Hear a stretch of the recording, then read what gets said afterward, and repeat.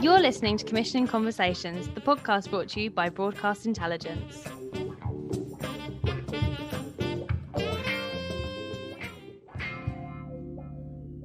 Hi, and welcome to Commissioning Conversations. I'm Alice Redman. And I'm Heather Fallon. And we are both reporters and researchers for Commissioner Index. This week, we have an exciting Factual Entertainment special with our subscribers, South Shore. So listen in to find out more about the genre from Melanie Leach and Andrew Mackenzie.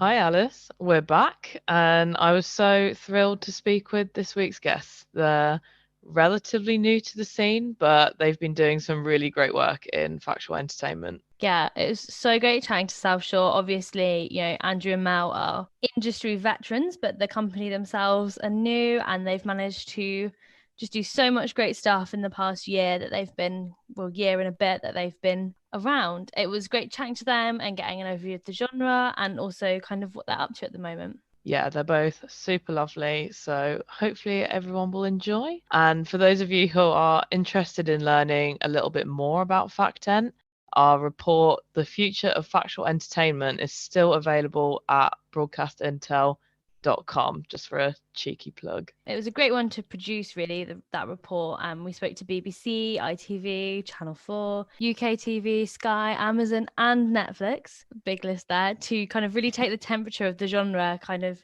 this time last year. Yeah, definitely. And although it did come out late last year, I think there's a lot of very valuable information. There's pitching information. We looked at trends across the industry, what we're expecting to happen now and in the future, as said in the title, Future of Factual Entertainment. So it's definitely still worth a read, even if we do mention coronavirus quite a bit. Yes, because obviously at the time we had no idea what the future held, but now it's looking likely that we will be free in a matter of 2 weeks. We're recording this on Monday the 5th, so 2 weeks today. But yeah, exciting times. Let's bring Andrew and Mel in to speak to them. So, hi both, and welcome to the podcast. We'll be taking a look at Factual Entertainment commissioning today with you guys. So it's really nice to have you both with us. Hi. Thanks for having us. Yeah. Thanks for joining us. I mean, so we might start at the beginning, which actually wasn't that long ago, only October 2019 when you set up, and then you had your first commission announced in January 2020, which was the Freddie Flintoff one. So how has the past year or so and a bit being an indie been? Eventful. Yeah, I'm not sure launching a brand new indie 8 weeks before a pandemic would have been the wisest choice had we known what was coming, but we were in the same boat as everybody else, and you've just got to get on with it, haven't you? And the first, we were used to running a company that was very busy and large, and suddenly we were in a situation in lockdown where we had 1 hour of television, and our grand plans in our mind of what we were going to do were completely changed, as was everybody's. But and we lost a load of work, which we'd won, and that was painful. But we really quickly took a decision that we were a small company, and there were benefits to being a small company in that we didn't have an enormous overhead, and we weren't distracted by having to furlough a load of people and work out what we were doing with big projects, because we didn't have any projects and the ones we had were taken away from us. So the one thing we could do, because we have a really good development team, was knuckle down and come up with some ideas, and that's sort of what we did for a large period of 6 months probably. Yeah, we made one lockdown show which we really enjoyed, with Joel Dommett for ITV2, which was a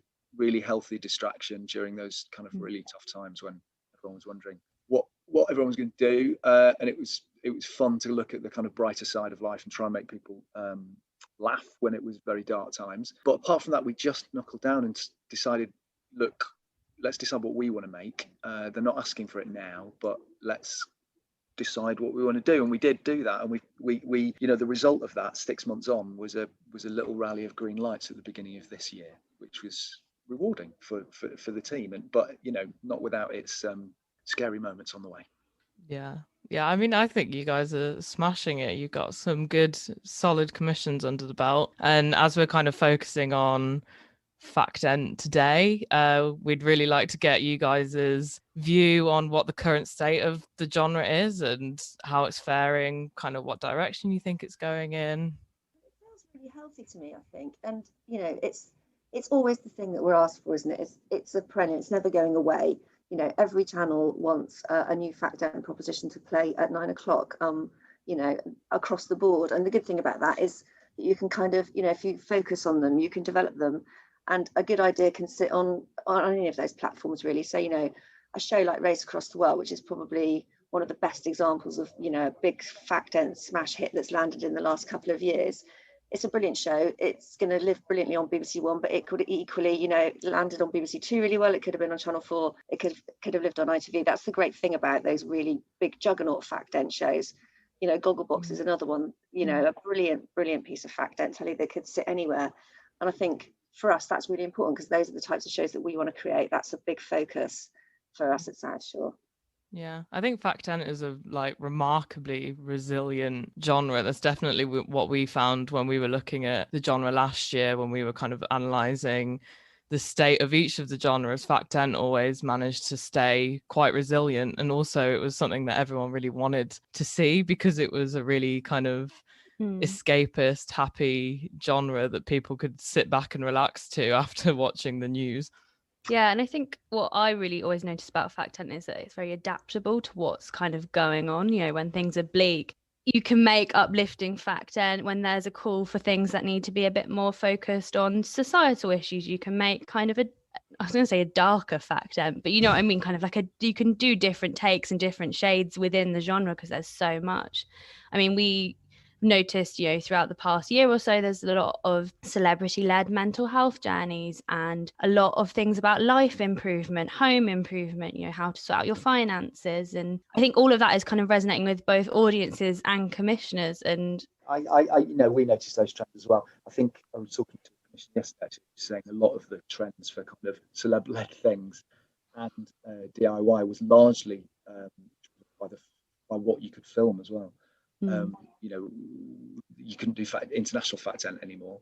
You know, we've not seen another series of Race Across the World yet because you can't make it. But everybody was doing the property, and that's been reflected in a bunch of commissioning as well. And it's reflective, obviously, of the property market.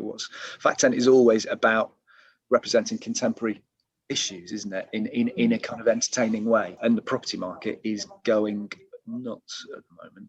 And people will want to see that reflected, and we're spending a long time in our homes. I mean, the trick, you know, there is that thing. I heard somebody talking about Hollywood as well, about how there was a spate of sort of when in the 90s there was a spate of sort of disaster movies because life was needed excitement because it was sort of quite kind of calm, and now we've got the reverse of that now. We've got enough drama in real life, and people want kind of escape to Devon and Cornwall, so you know, that's reflected in sort of more passive television. I think our job now is to work out, you know, hopefully, fingers crossed, we're coming out of, you know, third wave of whatever this thing we're calling is now, and we all need to work out what everybody wants on telly in 12 months' time.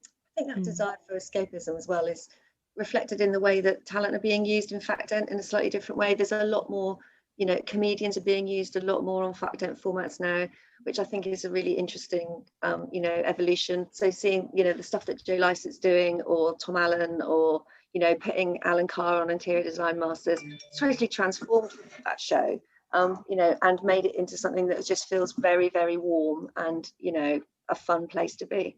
Yeah, definitely. I remember talking to Catherine Catton not too long ago, and she said that she would never nowadays commission a show like Trinny and Susanna because that feels kind of harsh, like the way that they would discuss like how to look sexier or how to look good was always in quite a negative context, whereas now shows are looking to really spin on the positive and like much how you warm. can embrace yourself and you know, body positivity, whereas I think 5-10 years ago the stance and the kind of way into a show was very different. Yeah, I think that I don't know if you saw the Stacey Solomon pilot on BBC One that's gone to series now, which Sort Your Life Your Life Out. oh yeah, I thought was just a brilliant example of what you just described. You know, Stacey is a piece of talent in that, is wonderful. She's so believable and she's so genuine and she's so in it. And you can sort of see she's so overjoyed by the process of tidying up that you feel overjoyed as a viewer going on that journey with her. And, you know, I think that's a really great example. I think that will land really well, that series, when it comes, because it feels like a really brilliant modern reinvention of life laundry. And kind of moving on to kind of more of an SVOD look, I mean, Fact 10 obviously hasn't been the staple of your Netflix and your Amazons and things like that, but now it's starting to really kind of emerge, and you know, it's out there, they're putting strategies out there, they're briefing for it. And I mean, I wanted to know, like, your opinion, because you've worked with linear channels predominantly thus far. Are you looking at the SVODs? Are you thinking they're a good place to take content in that vein? Yeah, I mean, look, we've got certain types of shows that we want to make. We centre on sort of entertainment shows and high-end documentaries, and then Fact 10 in the middle. There are sort of three planks of what we want to make. We have discussions with the linear British channels, the SVODs, and American networks. People tend to forget the American networks is still there, and they're really exciting, and they've still got big checkbooks. And often the rights position is a lot better than going to an SVOD. We'll continue those. I mean, we haven't got much with the SVODs at the moment. Our primary, I always find, it's about personal relationships, this, rather than a broadcaster. Our best relationships are with people at the BBC and ITV and Channel 4 and Sky. And some of the American networks, and those are the primary focus for us at the moment. We're really enjoying talking to Discovery Plus at the moment. There's some exciting stuff going on there. They've got a brand new brief, and it really feels like they're coming on with real ambition. I think that's interesting. Netflix, Amazon. We have conversations with them. Not. I'll be massively honest with you, not with an enormous amount of success. So there we go. We'll keep banging on the door. If they want to work with us, they know where we are. I'd love to ask you guys about your debut commission, Freddie Flintoff on bulimia. It was a really good commission, and it kind of touches on a lot of some of the things that we've been talking about in terms of celebrity fronted documentaries. And we'd love to know more about how you got that idea from initial idea and development all the way to green light, if possible. Yeah, of course. I mean, it was Freddie's idea, and it was something that he'd been thinking about making for a really long time. We knew Freddie, we had a personal relationship with him, and I was at an event and ended up sitting next to him at dinner, and he said, I think now's the time that I'm ready to actually go and make this film. Can I come and make it with you? Which was a fantastic thing for us, a really great commission for us to start the company with, and something that we feel, I think, immensely proud of. Yeah, really good team. There's a guy called Leo Burley who was the director on it, and a producer called Charlie Melville who made it with incredible sensitivity. He's one of those films that he started and he didn't really know what the journey was. There's a lot of those obviously celeb-led docs. Most of them deal with a sort of past tense narrative, but this was active, and it, to a certain extent, it still is active with Fred. And so you need to deal with that in a really delicate way, and so because you don't want to leave him in a worse place than he was when he never ever talked to anybody about it. Or any experts, and he'd never met anybody else that was dealing with it, and so that's a real responsibility to take on. He gave all of himself, which is requires quite a commitment. Yeah, it's a lot of bravery, isn't it? And kind of staying in the development world, you are Commissioner Index subscribers. So if you would allow us a small plug, just wanted to know how you use CI and how you use it for development or for ideas or for things like that. Yeah, I mean, it's obviously a really, really useful tool when we want to look up commissions that somebody's heard about and we want a bit more detail on them, or if we're, going into a pitch and we want to remind ourselves what the latest things are that particular commissioner has, bought over the course of the last 12 months. It's fantastic for that. It's also really helpful in terms of kind of international, keeping us across what's happening outside of the UK. So yeah, we find it really, really useful. Thank you. Good to hear. Okay, so another kind of question that I had for you guys was, when you guys launched, you were backed by ITV Studios. So I was wondering if you could talk about the impact that that had in terms of your security when starting out, especially during a pandemic, and how you guys are finding things now. Of course. I mean, we have obviously had a long-standing relationship with ITV because, 24 was, purchased by ITV, and we were there with them, for many years. So when it came to time for us to branch out, I think, it was really important to us that we took investment from somebody that we knew and trusted, and that we knew were going to back us through the bad times as well as the good, because it's a bumpy business running a production company, and you have good years and you have bad years. And our experience of ITV has always been nothing but positive. They're a fantastic partner. They completely understand, obviously, our business and our industry, unlike a lot of the venture equity houses that we could have partnered with. And we have a lot of respect for the people who run it. So they're a great pairing for us, really, I would say. We had a good look around. We had a few chats with other people, but ultimately, all the sort of the paperwork of it all seems very, very similar. And you sort of think, well, it's got to be about who you want to be sat in a board meeting with. And Julie and Bellamy, in my experience, is about as good as they come for sort of having you back and supporting you, and also having a knowledge of the industry from virtually every angle that can add value. So you've kind of conquered a commission with each of the PSBs now, and you've got an office set up in Wales. So I just wondered what's next for South Shore. Well, we are only just started. I mean, it's You're off to a flying start, though. I'm glad you feel that. It's I think if you look at the successful launches of companies, lots of companies win work. We've got to deliver work now, and it's got to be brilliant, and people have got to love it, and it's hopefully some of it has got to return. We need some hits, which is even harder than getting the commissions. So maybe we should do this in a year's time, and we can work out if any of the work, see if you still think we're flying. We'll schedule you in for a recap.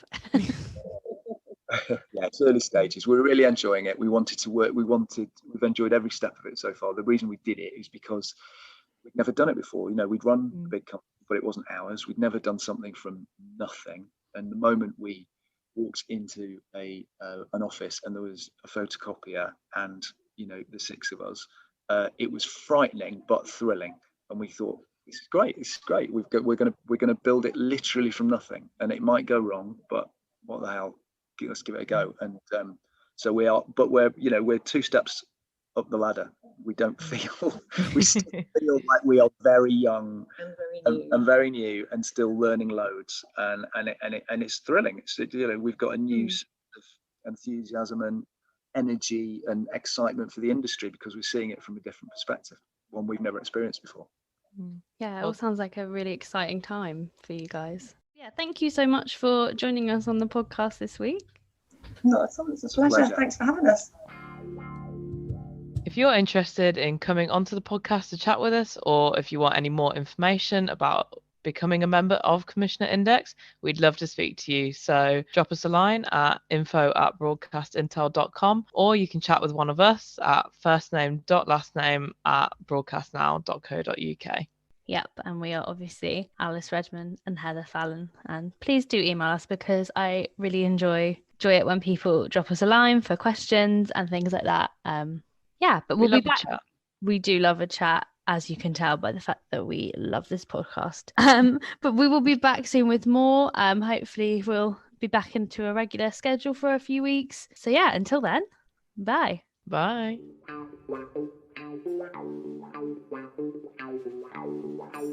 Thank you for listening. We'll be back soon with another podcast, but in the meantime, be sure to check us out and all the latest commissioning briefs and programme greenlights at broadcastintel.com.